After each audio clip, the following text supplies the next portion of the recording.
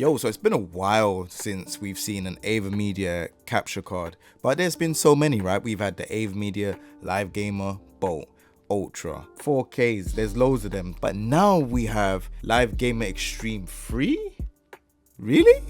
Like, there's so many. I'm just like, what is this one gonna do and show me that the others didn't show me? So now, the Live Gamer Extreme 3, they have 4K 30 capture, variable refresh rate, so there's no screen tearing, multi-stream with recentral, plug and play, so it's easy to just plug in and just get on with the capture as long as you have, you know, recentral or OBS. It has ultra low latency.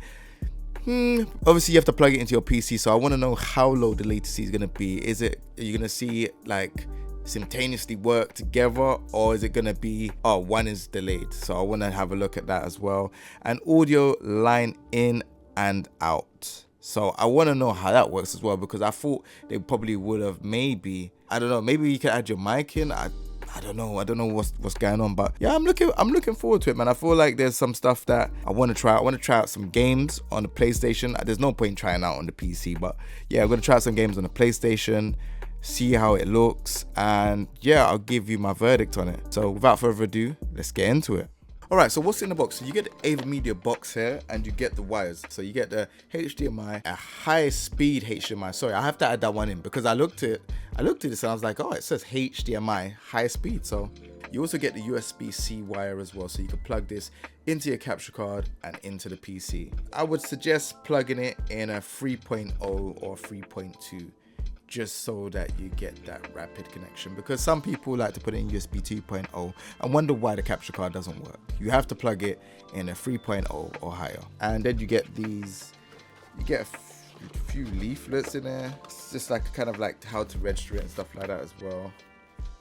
All right, we're gonna do a quick breakdown. So the quick breakdown is how to use Avermedia Recentral. So with Avermedia Recentral, all you have to do is just basically press record. If you want to record your footage, you've got access to a couple things here. So it shows you what quality do you want to record your stuff in. All you need to do is, if you want to change it, is you go to the pen tool and it shows you everything here. So this shows you the format, H.264 profile, the resolution as well. So your resolution all depends on what you want to do. So like, say for example, if you want to record in 4K, 2K, Full HD, it's entirely up to you. Video bitrate, codec profile, audio channel, keyframe, all that stuff is all here. Then when it comes to like your audio mixer, you have stuff here that you can change. You can adjust the level as according to how you want. And then you can go to this bit, which is the actual audio mixer, and then you can change everything that you've got here. And then you have HDR if you want to turn on. You have also live editing using the H.264 codec for encoding, instant highlight. Another thing I want to show you is that you can stream to majority of the platforms that are there, like all the platforms. If you need a streaming URL or stream key, then it's that. Twitch, YouTube, Facebook.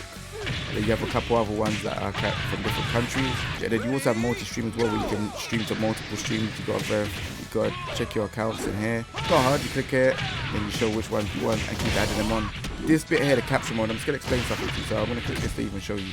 So multi is when you have multiple sources, such as capture device, webcam, picture, video, to enrich the viewing experience.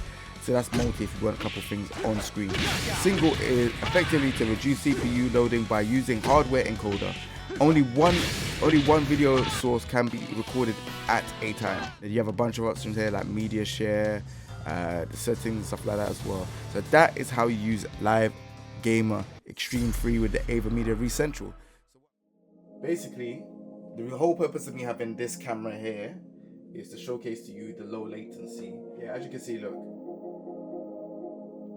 it's in sync with what I can see on the screen.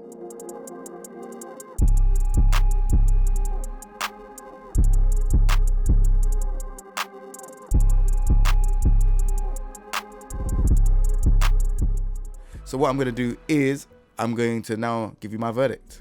Alright, so all in all, capture card is really good. I've never really had problems with Avermedia products. I think it's a good capture card. I do want to say though, it does do 4K, but it's 4K 30p. So that's 30 frames per second, not 60 frames per second. It does do the pass through, so that means you can play it on screen, but it'll be 60 FPS on your screen and it'll be 30 FPS on the recording. The multi-streaming stuff in the Recentral app is really good, But again, once you plug it in, you have to upgrade your firmware. That's one. You have to download the firmware too. It's a bit like it's plug in and play, but there's some stuff you need to download. Some other stuff as well, like the box is good as well. So far it has got a tad bit heated on the top, but underneath seems pretty cool. It's good. It's a good capture card. I just think that in the times that we're in, I feel like it should have had 60 FPS recording as well, because there's a bunch of capture cards out right now that can do like 4K capturing now, and they brought out some capture cards before that can do 4K. So I thought, yeah, and this is the next capture card was gonna do 60 FPS. Like, I don't know if they're gonna do another update and then you can do 60 FPS, or they're gonna bring out a brand new card. But one thing I do want to say is Avermedia, like, just try and concentrate on just bringing out the cards and matching what is going on for now, because there's too many capture cards now coming from you. There's way too many capture cards. This one's good, but again, you don't have 60 FPS recording. I think that's an issue that people are gonna wanna like address. You know, a rival brand might do a new capture card, or there might be one out there already. Also as well, the variable refresh rate on the capture card and to the console, very good. It looked like they was synchronizing quite close. I know that there was a bit of an audio delay, maybe like a second, but it was syncing pretty good. But yeah, thank you very much Avermedia for the capture card. I appreciate it. I'm gonna list the goods and bads. I hope you lot enjoyed this video. I will be doing more videos like this as well. I know a lot of people want capture cards and stuff like that, so if you don't like videos like this and you watched it to the end, remember to subscribe and to leave a comment, because you lot's comments help me get more videos like this going on. So yeah, do that. I'm gonna list the goods and the bads now. Take it easy everyone. Peace.